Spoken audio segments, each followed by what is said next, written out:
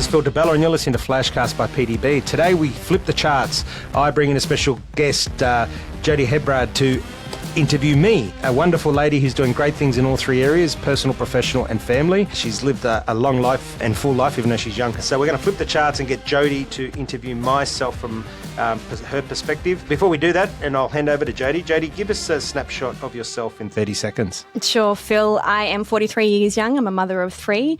I work for myself. I've always had that entrepreneurial spirit. Healthy, fit and strong is important to me, so I like to make myself harder to kill. Great stuff. All right, floor's yours for the next 10 minutes. Ask away.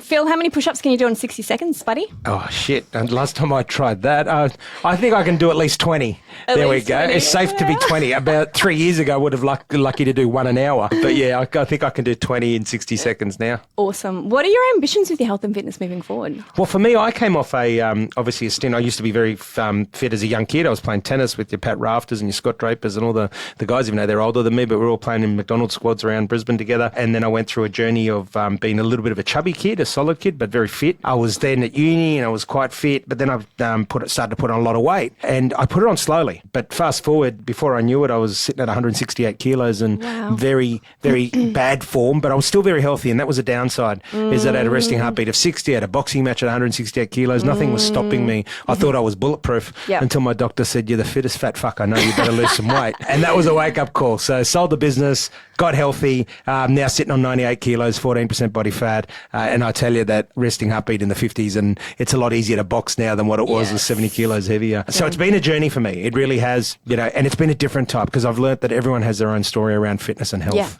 Nice one. Congratulations, by the way. Thank you. With your children, they copy what we do, not what we say. What do you want to pass on to your children with health and fitness? Yeah, look, I say to my kids, be the best version you can be. Yeah. And if I'm doing something wrong, then you've got to be better than me.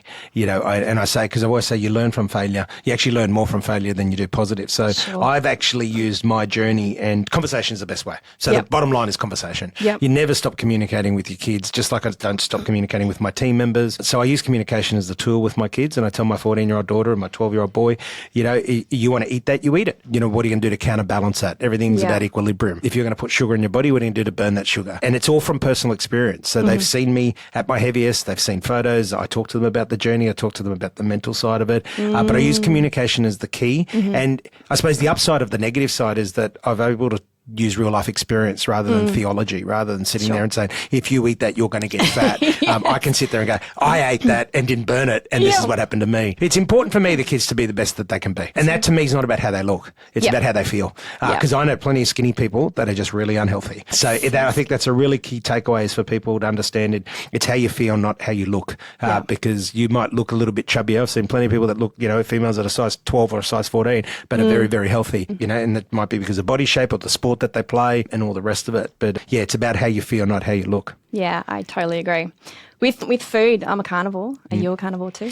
Yeah, I eat more now than I did before. And people go, how's that possible? And I said, well, because again, everybody's health journey is different. I used to eat no breakfast, no lunch, and then I'd dump at dinner, and I was traveling a lot. So I'd be eating dinners at 9, 10 o'clock at night, and then you're off to bed. And so that's why I was putting on, call it 100 grams a week. Over 10 years, there's 70 kilos. I eat more now. So if I keep a food diary, like this morning, I had 2 eggs with 1 piece of toast. At lunch, I'll have something else. At dinner, I'll have something else.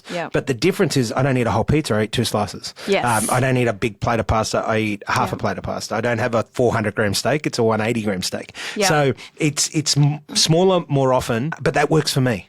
And unfortunately, I'm being Italian, I love carbs, but they don't love me. So I am better if I'm sticking to the proteins. I do feel, and I suffer thalassemia too, which is quite common with Italians and Europeans, which is low iron. So if I'm having too much carbohydrates, I get really tired in the afternoon. Yeah, for sure.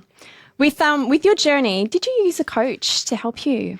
I had several coaches. I did. Look, I'm not a coach as such, but I did have several trainers because I learned something from all of them. I had several coaches over the years, as in trainers, and I always pick up some. I love learning, and I'm a visual learner, so I learn something from each person. And so I haven't had just one standout. I've had many over the years that and whether they've owned a gym or worked in a gym, to masseuses, I love Dr. Joe Dispenza's work around the mind and quantum physics. Meditation. So I've taken a plethora of learning across different bits, and I've used what works for me and how my body responds to it. Yeah, smart man.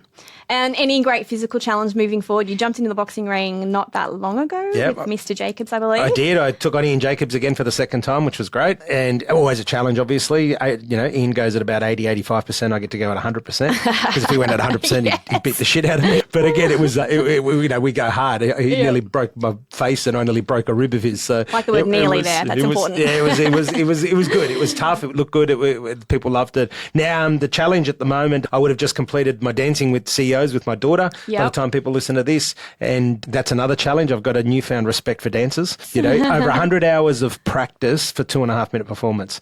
That's pretty full on. Yeah, that is full on. So a newfound respect for dancers for sure. And I'm tossing up later this year if we do a walk like an Aussie 10 or do a trek or do the overland track or something like that. With the family? Yeah, with the family. That is something now that I really, and Spices have got a good one, a 4-day trek apparently. So that, to me is about, it's not about the actual walk and not about the destination, it's about the journey. Yes. It's not like about the dance with my daughter, it's the journey of bonding with my daughter to do it, teaching her about domestic violence and why we're raising money and again, and just really understanding the journey of why we do things, not rushing to get to the end of it. Yeah, beautiful. With steak, let's talk steak again. Yep. Medium rare, well done. Medium. Butter, lemon on the side, yes or no? No. What? Plain as, maybe a little bit of mustard. Yeah, you got to put salt. Great. Come on, Wards put salt on everything. Yeah. So, and you got to put the salt on before. And I'll give you listeners a tip: white pepper. So if you put salt and white pepper before you actually cook the steak, let it come down to room temperature. Then cook it. You won't taste the pepper, but the white pepper tenderizes the meat. Okay, thank you for that tip. No worries. I will be implementing that. Good stuff. Do you have a herb garden? No garden. I'm not very good with gardens, so we pay a gardener to come and look after ours, but there's no herbs in there.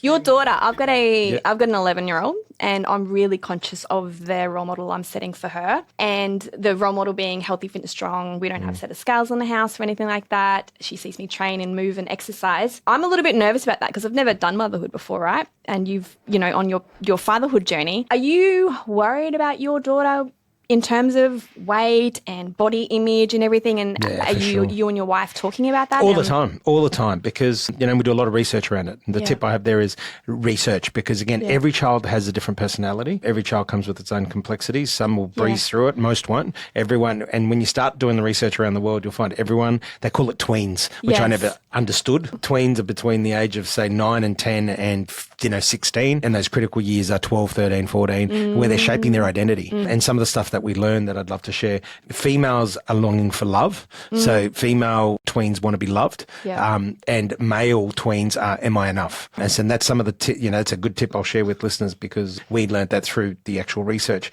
is that girls are always saying, am I loved? And am I lovable? Am I going to be loved? Right. And that's where the body image comes in. Yes. They then refer back to the body image to say, well, someone's going to love me more if I look the right way, or if I've got the X color hair, or if I've got long hair, short hair, whatever it is. But it always comes back to that same thing, where a girl is always questioning, am I going to be loved? Who's going to love me? Yes. And a boy questions, am I enough? And so if you really use those as the fundamentals, the rest become peripherals, and you can deal with them. Because again, everybody does have a different personality, but they will always go through that same fundamental core belief of am I enough for a boy, and am I loved for a girl?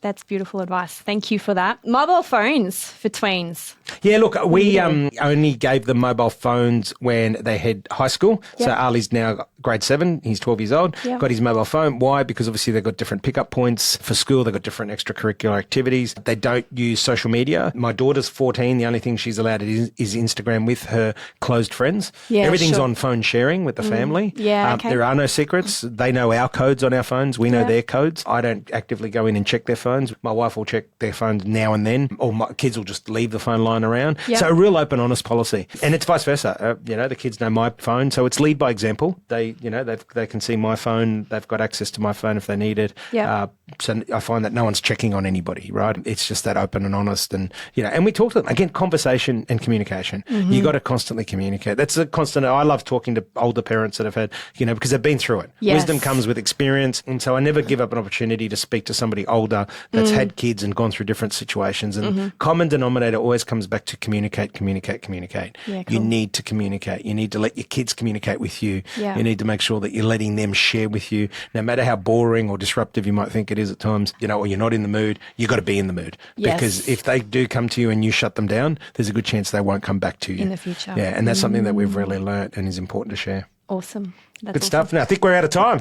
So you've done a great job. Ooh, how does that feel? Good. Good stuff. Well, thank you, Jodie. It's some great questions there. And I love the theme, obviously, around parenting and health and fitness, things that are really important to everybody and should be important to everyone. So thanks for being on the show. Pleasure. You've been listening to Phil and Jodie, and we solve the problems of the world around motherhood, fatherhood, kids, all things fitness, and as Jodie says, being hard to kill, which I really do like that saying. Jodie, thanks for being on the show.